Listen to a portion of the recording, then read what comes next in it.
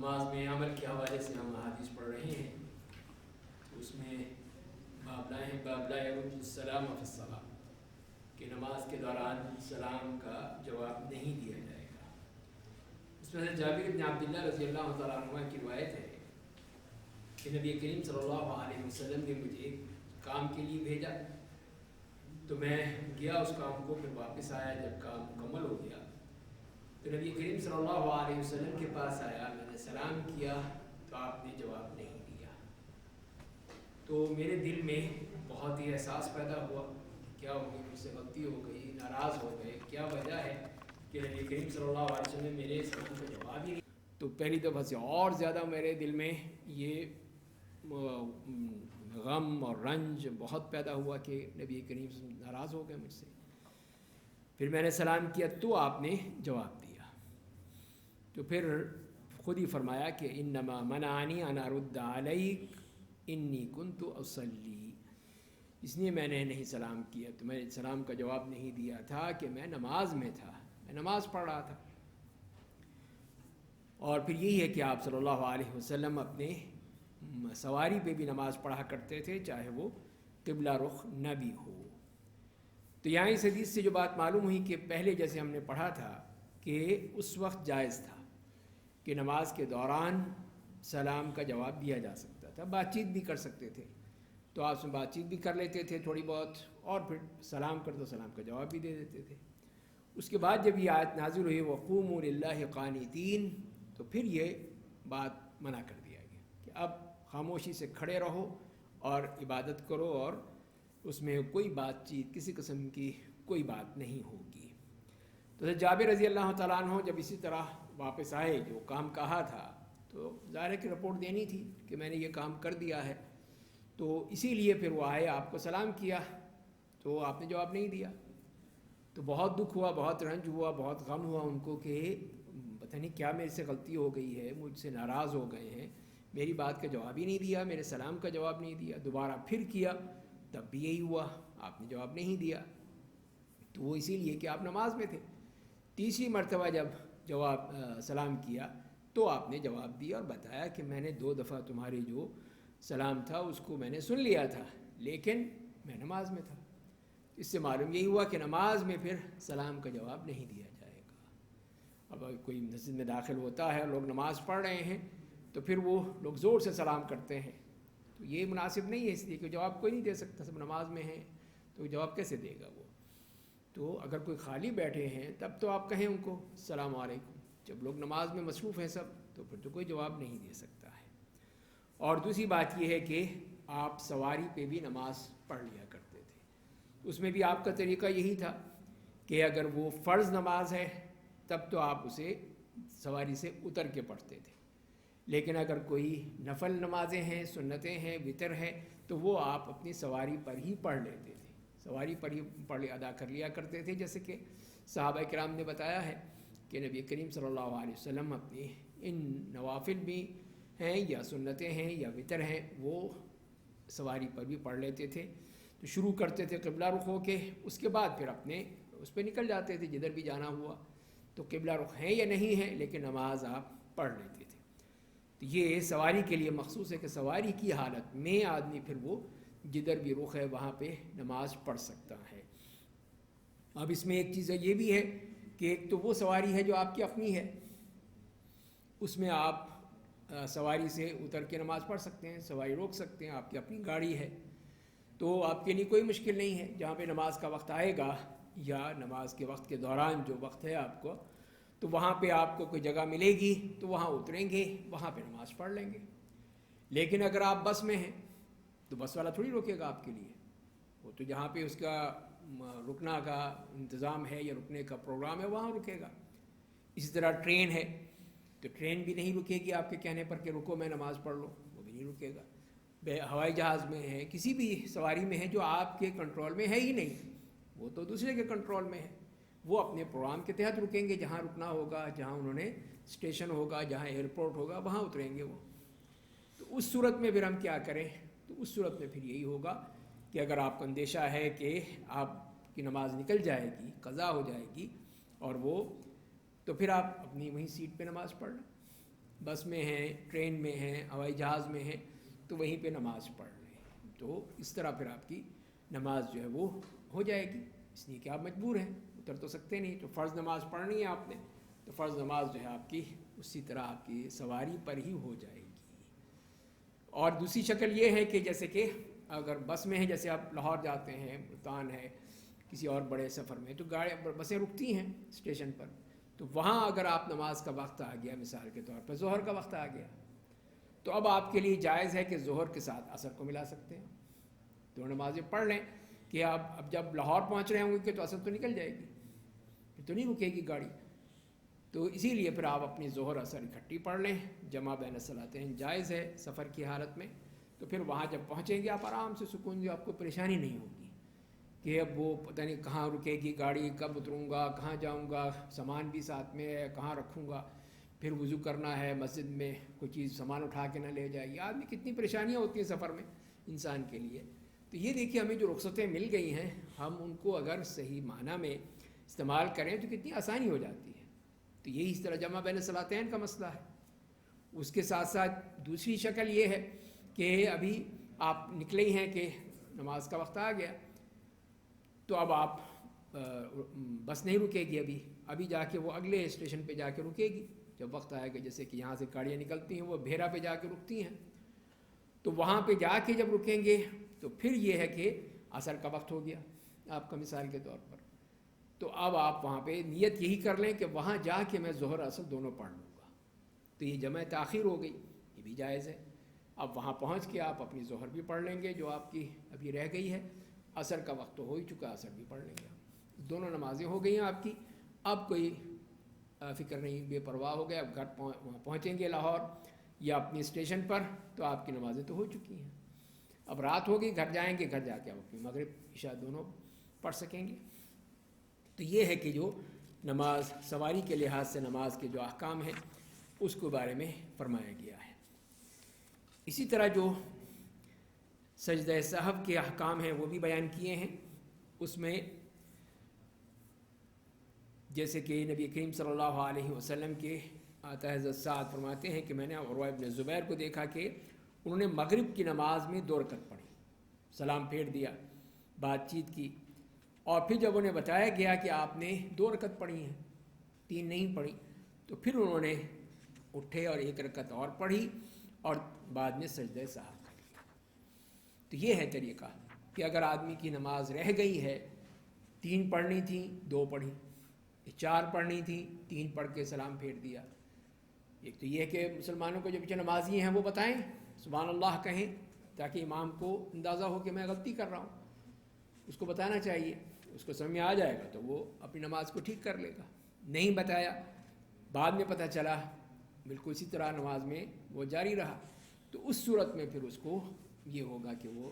اپنی جو بقیہ نماز ہے وہ پوری کر کے سجدہ سہو کر لے گا. جیسے 2 رکعت پڑھی تھی تو 1 رکعت مزید پڑھ لی اور سجدہ سہو کر لیا. یہ نہیں ہے کہ نماز کو دہرایا جائے کہ جی ابھی تو نہیں، 3 رکعت پھر پڑھیں، تو اس کی ضرورت نہیں ہے. اس میں ہمیں آسانی دے دی گئی ہے. تو لہذا یہ نبی کریم صلی اللہ علیہ وسلم کا طریقہ بتا دیا گیا ہے. اور اسی طرح پھر دوسری بھی جتنی بھی روایات آتی ہیں کہ نبی کریم صلی اللہ علیہ وسلم سے ہوئیں یا کسی بھی صحابی سے کہ وہ سجدہ سہو کرتے تھے، یا تو اس میں کوئی غلطی ہو گئی، بھول چوک ہو گئی، کمی ہو گئی، اضافہ ہو گیا، جو بھی حالت ہو، تو کمی ہے تو اس کو پورا کیا جا سکتا ہے اور اس کے بعد سجدہ سہو کیا جا سکتا ہے. اور کوئی غلطی ہو گئی ہے، بھول چوک ہو گئی ہے، تو اس صورت میں بھی بعد میں وہ سجدہ سہو کر کے اس کو ٹھیک کیا جا سکتا ہے. ایک اور بات بتاتے ہیں امام بخاری کے، کوئی جب کسی بات کی جائے نماز میں ہو اور وہ کچھ کہنا چاہتا ہے تو اشارہ کر دے، بس اشارہ کر دے کہ ابھی ٹھہر جاؤ، میں نماز پڑھوں، اس کے بعد میں بات کروں گا، بتاؤں گا، کوئی جلدی میں ہے تو اور وہ جانا چاہتا ہے، وہ بات کرنا چاہتا ہے اور یہ نماز میں ہے، تو پھر وہ اشارہ کر دے بس. اس کے لیے جیسے کہ قریب کہتے ہیں کہ ابن عباس رضی اللہ تعالیٰ اور مسور ابن مخرمہ، عبد الرحمن ابن اظہر رضی اللہ تعالیٰ عنہم، ان تینوں صحابہ کرام نے انہیں بھیجا حضرت عائشہ رضی اللہ تعالیٰ عنہ کی طرف اور ان سے کہا کہ جاؤ ام المومنین،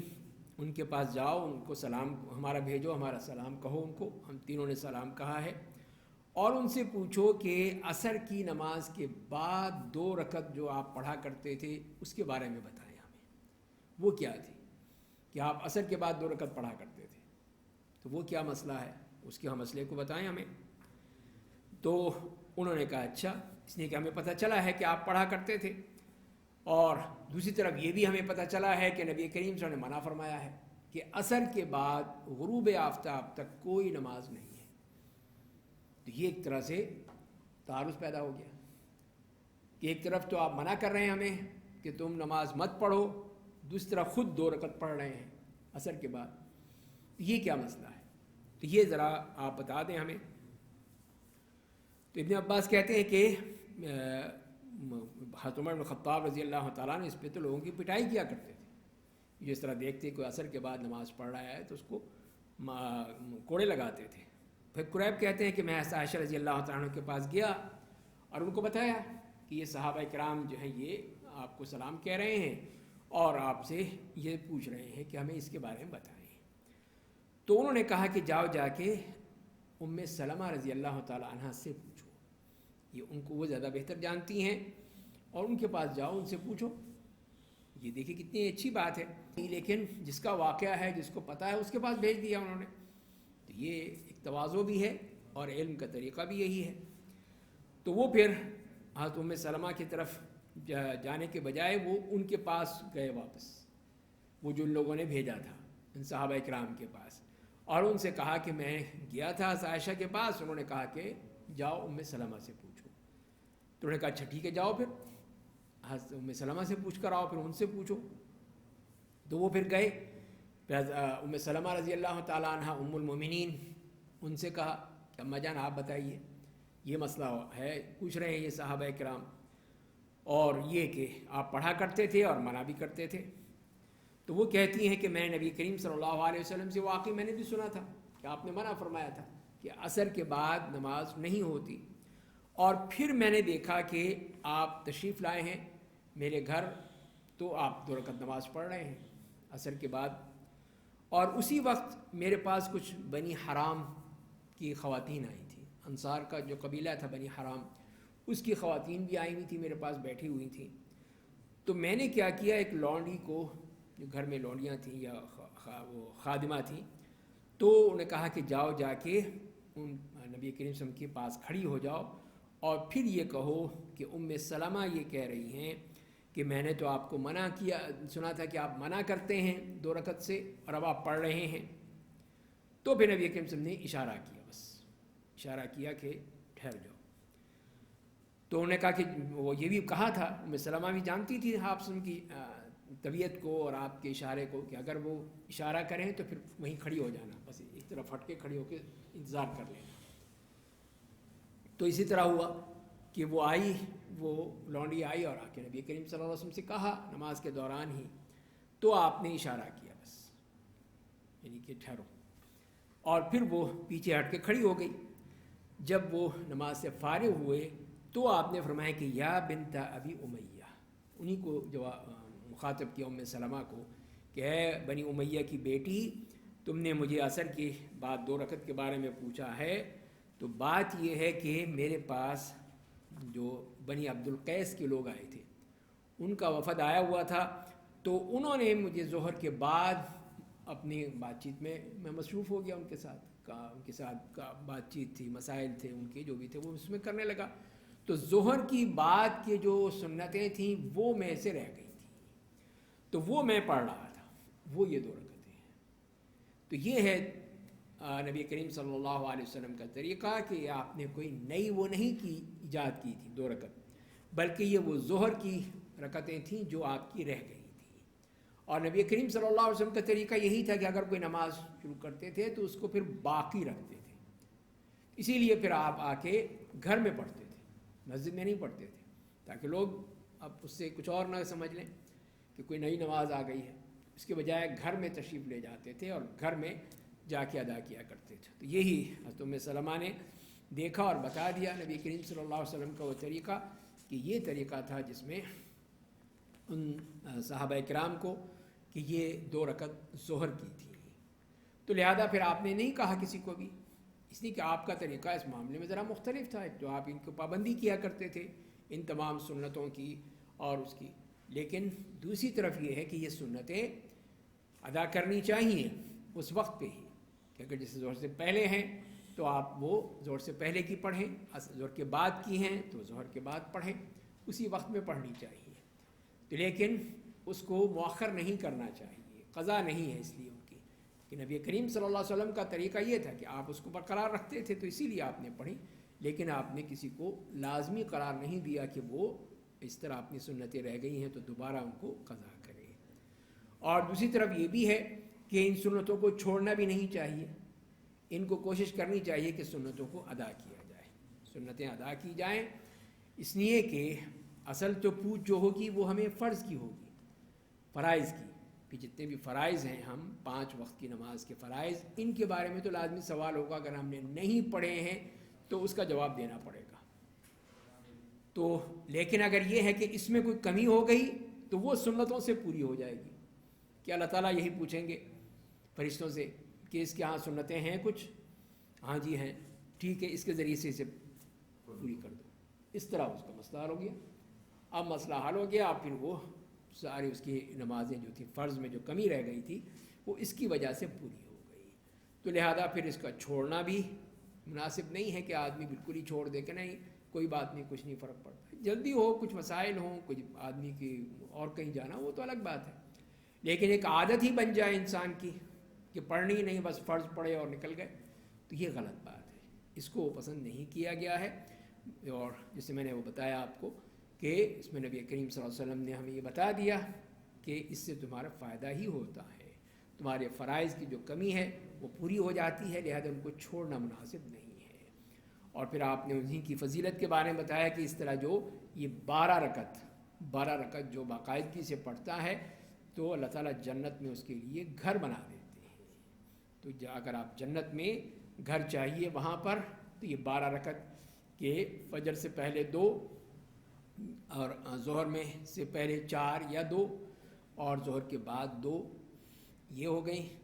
2 اور 4 6 اور 2 8، پھر مغرب کے بعد 2 10، پھر عشاء کے بعد 2 12. تو یہ 12 رکعت جو ہیں یہ بتائیے کہ ان کی پابندی کرنا جو ہے وہ انسان کے لیے کتنا بڑا فائدہ مند ہے. اللہ تعالیٰ ہمیں عمل کرنے کی توفیق عطا فرمائے، اور جو اللہ تعالیٰ کے احکام ہیں، نبی کریم صلی اللہ علیہ وسلم کے احکام ہیں، ان پر عمل کرنے کی توفیق عطا فرمائے. آخر دعوانا الحمدللہ رب العالمین.